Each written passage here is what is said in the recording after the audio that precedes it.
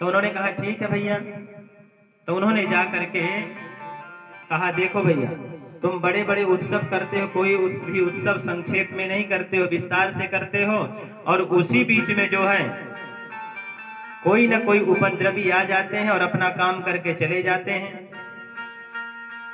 तो इसीलिए भैया आप एक काम करो कि कन्हैया का जो है जन्मोत्सव, कन्हैया का जन्मोत्सव जो है ये नामकरण संस्कार ये आप गौशाला में कर लो, चुपके से आराम से कर लो। कन्हैया का नामकरण हो जाए, दुनिया से हमको क्या करना है भैया, हमारा लाला खुश रहे जिसमें हमको वही काम करना चाहिए। लाला की प्रसन्नता ही हमारी प्रसन्नता है। तो उन्होंने कहा नहीं महाराज आप ठीक कह रहे हैं। अब जा करके नंद बाबा जो है मैया से कहने लगे कि कन्हैया का नामकरण करना है और अपन गौशाला में चल करके कर लेते हैं, इस बार किसी को नहीं बुलाएंगे। मैया तो नाराज हो गई, बुढ़ापे में हमारा लाला हुआ है और आप कहते हैं चुपके से गौशाला में करने, कहे मोल का हमने खरीदा है क्या या चोरी का लाला है।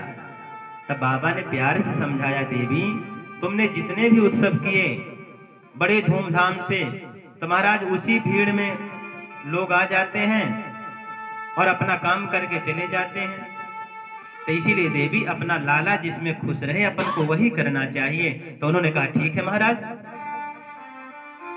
अब तो महाराज रोहिणी मैया ने ले लिया कन्हैया को और दाऊ भैया को ले लिया यशोदा मैया ने।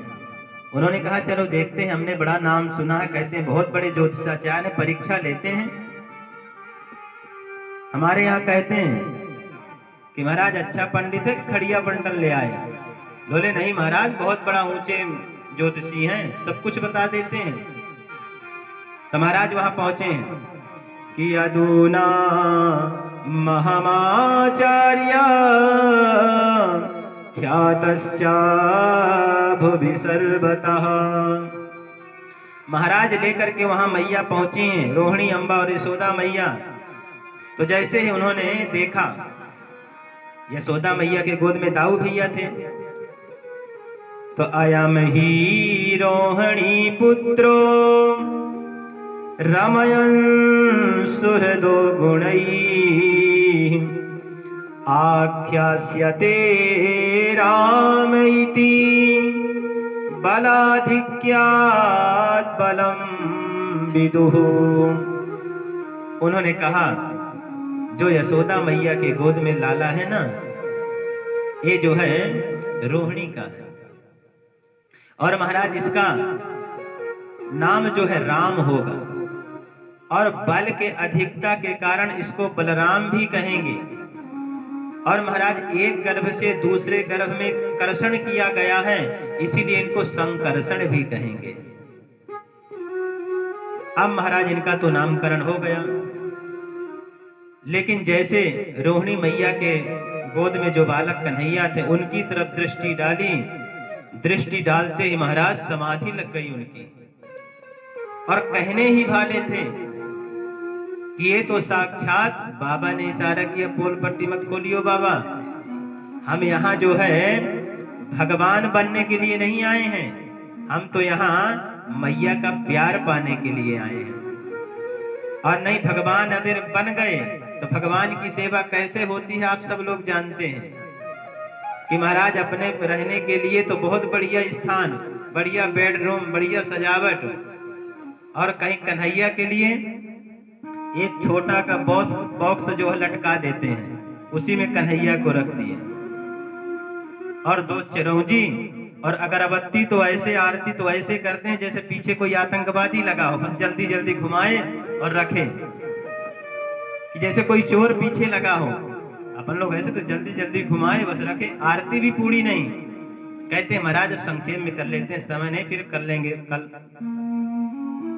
तो ऐसे महाराज, और कहीं मान लो किसी शादी या पार्टी में जाना हुआ, तब तो महाराज वही 2 दाना चिरौंजी लगा दिए, अब हो गए 4 दिन में आए चाहे 5 दिन में आए, वही खाते और तुम पड़े रहो।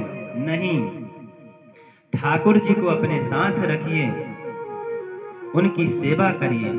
आप जैसे अपना स्नान करते हैं, अपना भोजन करते हैं, वस्त्र पहनते हैं, अगर आपने ठाकुर जी रखे हैं तो इसी क्रम से सेवा करिए जैसे आप अपने लिए करते हैं।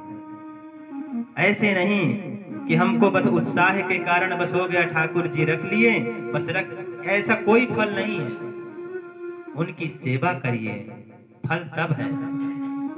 बढ़िया उनके लिए बढ़िया सुंदर से मुकुट खरीदिए, पंचामृत से स्नान कराइए।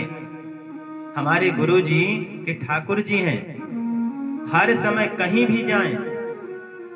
महाराज विदेश ले जाने में कोई समस्या थी, वहां सब लोग स्पर्श करते हैं, तो महाराज बड़ी मुश्किल में यहाँ छोड़ करके गए, फिर भी वहीं ठाकुर जी लेकर के जिनके पास थे उन्हीं के ठाकुर जी का अर्चन पूजन करते हैं। और अपने भारत देश में किसी कोने में जाएं, साथ में ठाकुर जी 3 घंटे का पूजन, और 90 वर्ष की उम्र में। अपन लोग तो महाराज बैठते हैं तो न जाने कितने आसन बदल लेते हैं, लेकिन 3 घंटे उनका आसन पैर भी ऐसे नहीं होगा। 3 घंटा प्रातः काल और 2 घंटा सायंकालीन। ठाकुर जी साथ में उनका स्नान पूजन भोग सब कुछ होगा। और हम तो कहते हैं आप यदि बिहारी जी के उपासक हैं तो आप एक काम जरूर करना चाहिए।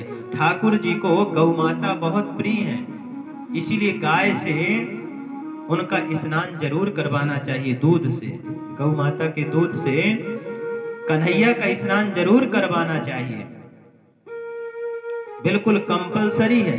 क्यों? क्योंकि कन्हैया कहते हैं विप्रधेनु सुरसंत हित।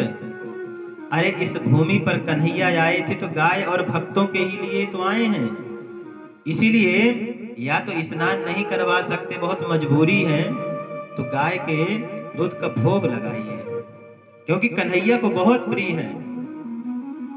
भगवान कहते हैं गाय तो महाराज हमारी हृदय में वास करती है।